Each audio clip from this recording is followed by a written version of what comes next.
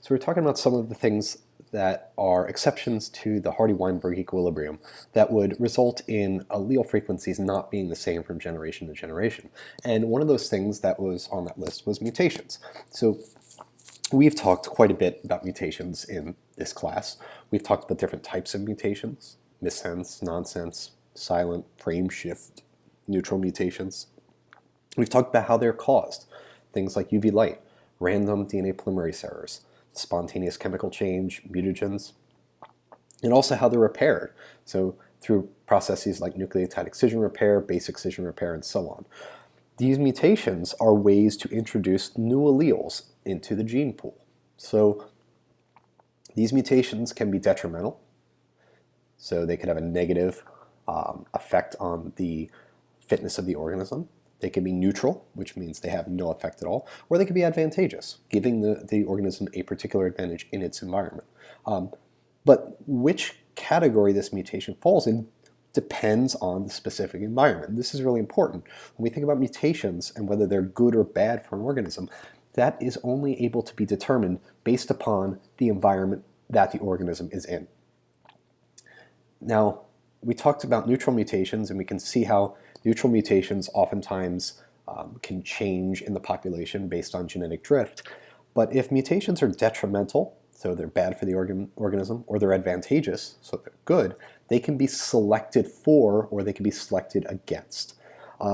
But in order for those, remember, in order for those mutations to be passed down to the next generation, these mutations have to first occur in the germline of the organism in order for them to be inherited. So when we talked about mutations that are involved in, say, cancer, those are not mutations that would apply here because they're not, or most of those mutations are not in the germline, so they would not be passed down the next generation of organisms. So with these mutations, we're talking about mutations that initially occurred in the germline. And these mutations can have selection pressures that apply to them. And this is what we call natural selection. So natural selection is when there is an effect on the variation in the population because some of those individuals are better fit to survive and reproduce. And this is important because it's not only the ability to survive in natural selection, it's the ability to reproduce and pass their genes on to the next generation. So if an organism is well adapted to survive but is not able to reproduce, that is not going to bear itself out in the next generation. This acts only on the organism's phenotype. So when we talk about an organism being selected for or selected against, we're talking about whether that phenotype is better suited for an environment, and especially if an environment is changing. So if there's a mutation that gives the organism an advantage in that particular environment, there is a better chance that that organism is going to pass those genes on to the next generation. So therefore, if a mutation changes the organism's phenotype, changes its color, changes its height, changes its ability to to digest different types of food, there are an infinite number of different ways this could occur, there may be a selection pressure that can act on it. And this is what leads to evolution. So evolution, so the definition, there are many definitions of evolution, but the one I'm going to use here is an inherited change in characteristics of a group of organisms over many generations. So this occurs over the course of generations when reproduction occurs, and these changes are inherited. And due to selection pressure, these changes get passed down to the next generation. There's a nice quote from a little while back that says, "Nothing in biology makes sense except in the light of evolution," because when we think about organisms and how different traits have been passed down, it really does help to think about this in terms of things like natural selection. Now, there is discussion out there that evolution is not real because it is a theory. Evolution is real. It is a fact. It has been able to be shown on a small scale and a large scale. And in terms of the descent of species with modification, it's the theory of evolution is that common ancestors, the hypothesis of a common ancestor has so much evidence that it in fact is accepted as scientific fact. So there is very, very little evidence that refutes the theory of evolution, but there is much, much evidence that supports this, both at a micro scale and a macro scale. But one misconception about what evolution is that there is a goal of evolution. And this is not the case. It does not move towards an ultimate approximate goal.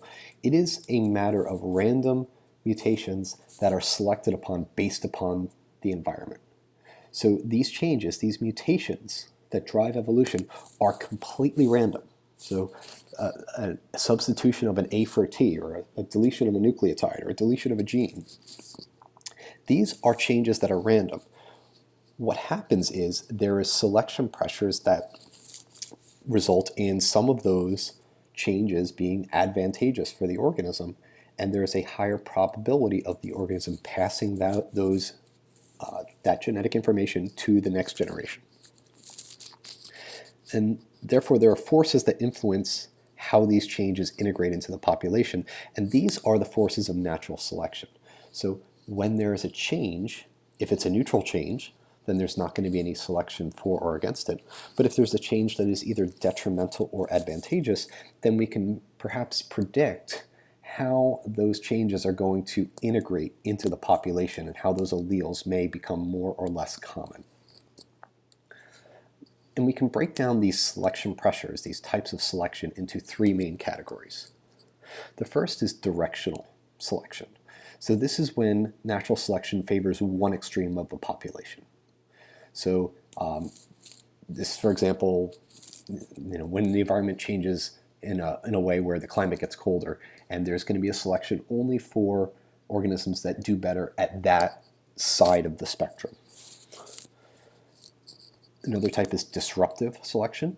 This is where natural selection favors both extremes, but not the middle. And we'll talk about examples of this in just a minute. And this is oftentimes what results in speciation, where these changes on either side of the spectrum are advantageous, and therefore there's a higher probability of those populations becoming new species. And then there's stabilizing selection, which is the opposite of disruptive selection, where natural selection favors kind of the middle, the average for the population.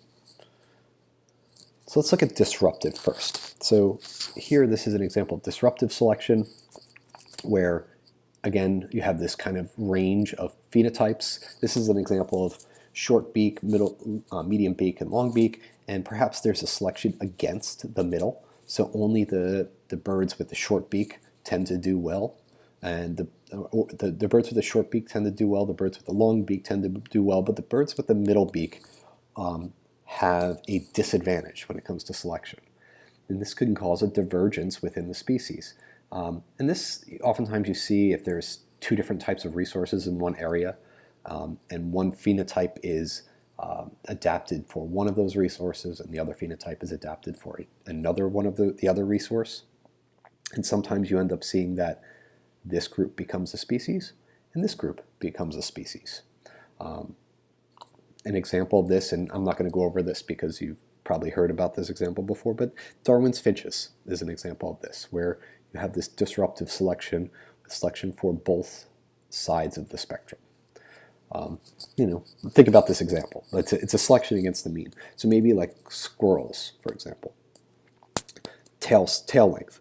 Squirrels with short tails have an advantage because squirrels with short tails, predators cannot catch them by the tail. So they're able to escape predators. But maybe squirrels with long tails have very good balance in trees, and they can escape from predators because they can hide up in the trees. Medium tails don't help. So therefore we have disruptive selection. Only the organisms on the outskirts of the phenotypes tend to have an advantage. There's also stabilizing selection. So stabilizing selection is when the organisms in the middle of the spectrum tend to do best. So you see, you could kind of lose the ones on the edges here, and the ones in the middle tend to do best. This is when the extremes of the trait are not well suited for whatever the selective pressure is. One example of this is birth weight in children. So if you look at on the x-axis birth weight in pounds, the y-axis is the percent mortality. So the gray line is birth weight. The average tends to be about 7 pounds. Infant mortality is high at low birth weight because light babies tend to have many health problems, and there's a selective pressure against that light weight. But once you get up to the high birth weights, the infant mortality increases again.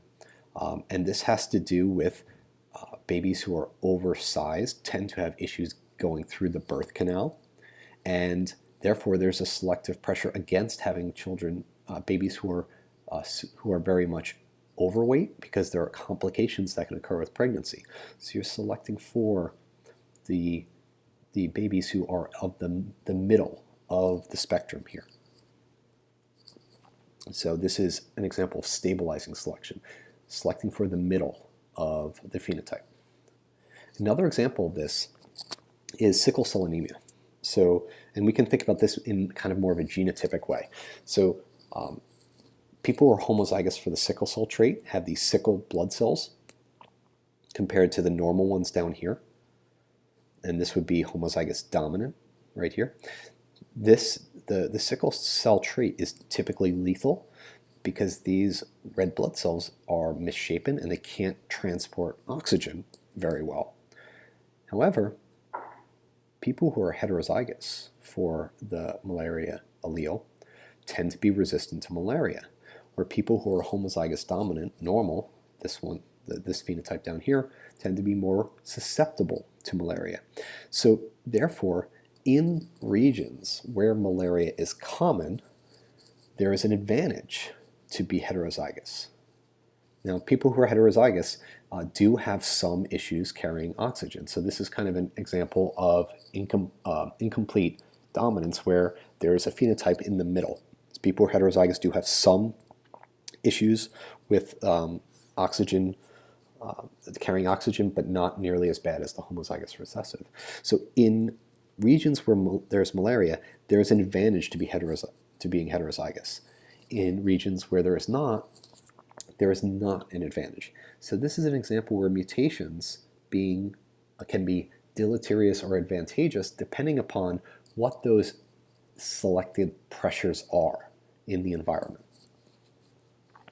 So we call this, some terms for this are overdominance or heterozygote superiority. And in the map here, you can see this is mainly Africa and South Asia. The gray part is where this particular disease of sickle cell anemia tends to be pretty common, or of malaria tends to be pretty common. So the gray is where malaria is common, and there's an overlay of the presence of, this is the mutant allele, HB-S. The mutant allele tends to be very common in those same areas because there is a selective advantage to being heterozygous to fight off the malaria disease in this particular region because of the preponderance of malaria. So this is an example again of overdominance or heterozygote superiority, which is kind of a type of stabilizing selection. And then the third one is directional selection. So this is where one side of the spectrum gets selected for. So the old example of giraffes, where if trees tend to be growing higher, giraffes with longer necks would tend to have a selective advantage and would therefore be able to eat more and pass their genes on more. And over many generations, you would see a shift towards giraffes with longer necks. And this might kind of make sense. Another example of this is antibiotic resistance of bacteria and moth color. So this example where if and this is the case for a number of different organisms, the coat color of organisms, if they're in an area where having a darker coat is more advantageous, then there's going to be a gradual trend towards more of those organisms having that darker coat. And this goes the same thing with animals that tend to mimic each other. And many sexually selective traits are this case as well. So let's look at an example of antibiotic resistance. So you might have a bacteria that is not resistant to an antibiotic, but you may have a random mutation, because remember, these changes are random, but there may be a selection pressure for or against it. And here we have a mutation, a random mutation that makes the cell, this one cell here, resistant to the antibiotic, and eventually there's going to be a selective pressure that allows this cell to procreate and divide, and the other ones are going to die off. So it's slowly going to shift towards this particular cell. So it's a directional shift from non-resistant to resistant. And then say that these were subjected to another antibiotic. Maybe one of these cells, maybe this cell here, is going to become resistant to that next antibiotic. And then there's going to be another directional shift where all of them are going to look like this cell that is resistant to the second antibiotic. So directional selection is moving towards that one side of the spectrum. And we see this in many, many other places. So for example, pocket mice in New Mexico, if you look at different areas, in areas where the soil is light, you're going to see a directional selection towards the light colored fur, because these mice are going to evade predators much more easily than these. But in areas where there's volcanic rock, the darker colored fur is going to be have a selective advantage versus the lighter colored fur. So again, it always depends upon the environment when it comes to determining if the phenotype has a selective advantage or disadvantage. So there's two other aspects of Hardy-Weinberg we haven't talked about. One is gene flow. So this is the movement of alleles in and out of a population. So everything we've talked about so far has talked about changes in population based upon whether there's a mutation or maybe a small population size and selective pressure within that population. But most populations are not completely closed off. There are movement of individuals in and out of a population, which results in a change in the alleles in and out of the population. So if this is your population here, your initial population, you can see there are 4 different alleles, blue, white, green, and orange. You may find that orange alleles tend to leave the population, and green alleles tend to join the population. And now you can see, according to this chart up here, there's an increase in the proportion of green alleles and a decrease in the proportion of orange alleles, simply because of gene flow, simply because there are some alleles moving into the population and some alleles leaving the population. And this is gene flow or migration, and we call immigration the movement of individuals into population, and emigration the movement of individuals out of a population. And we're seeing this you see this in all populations. We see this right now in many human populations. So this is a issue of time from a few years ago. With the newer technologies where people can move around much more easily, compared to thousands of years ago, there's much more gene flow in and out of populations, and you can see that how that might change the alleles, the allele frequencies within a population. And the last one has to do with non-random mating, and we've talked about this just briefly before. So when it comes to mating is not completely random, but there are only certain alleles that are selected for with mates. So when people are selecting mates, they might be choosing certain phenotypic traits, but there are many that they're not choosing. You're not determining your mate based on blood type or many other genetic makeups. But if mating is not random, then this can change the frequency of alleles within that population, particularly when there's mating among genetic relatives or inbreeding. So this, if you imagine how something like this might occur, if you imagine extreme inbreeding. So if someone who's homozygous recessive mates with someone who's homozygous recessive, they will all be homozygous recessive. If someone who's homozygous dominant mates with someone who's homozygous dominant, all the children will be homozygous dominant. Heterozygotes, on the other hand, so big A, or big A, little a crossed with big A, little a, will produce 1/2 homozygotes and 1/2 heterozygotes. If you have extreme inbreeding, where you get a lot of these homozygotes crossing with each other, this is going to decrease the proportion of heterozygotes by 1/2 each generation. So you get a decrease in homozygosity. So this can have evolutionary consequences. So by itself, inbreeding doesn't change allele frequencies. So it doesn't cause evolution. What it does is it reduces heterozygosity, and on the flip side, increases homozygosity. So since many relatives share alleles, if you have inbreeding, this brings together these homozygous crosses much more often than you would expect. This results in homozygous genotypes much more often than you would expect. So you get increased homozygosity. So let's look at an example. This is a good example here. So with the most extreme inbreeding, and this is what we actually see with plants, self-fertilization, heterozygosity is reduced by 1/2 each generation. So let's say you have homozygous dominant, homozygous recessive, and heterozygous. These can be, we'll call them A1 and A2. If you're only self-crossing, then all of these crossed with themselves are going to stay homozygous. All of these crossed with themselves are going to stay homozygous. When these are crossed with themselves, 50% of those will also be homozygous.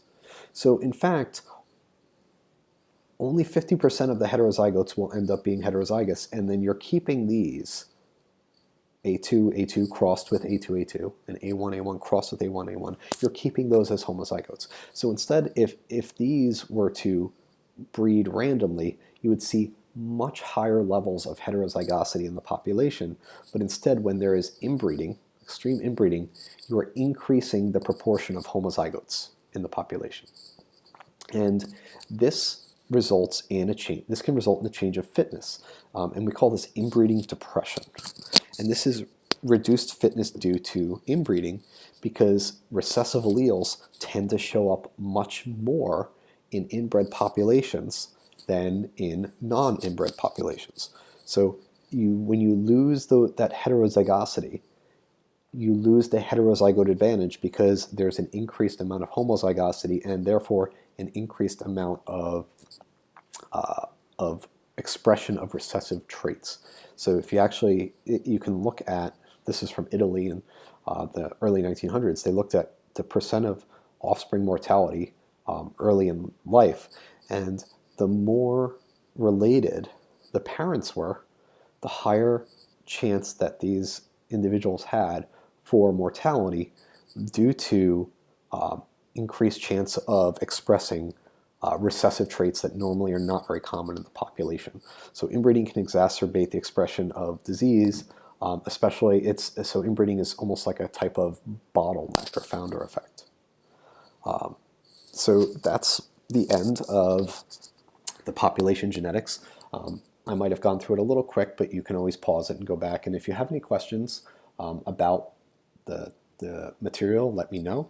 Again, for the online lecture, I'd like you to focus mainly on the lecture slides as well as the homework problems.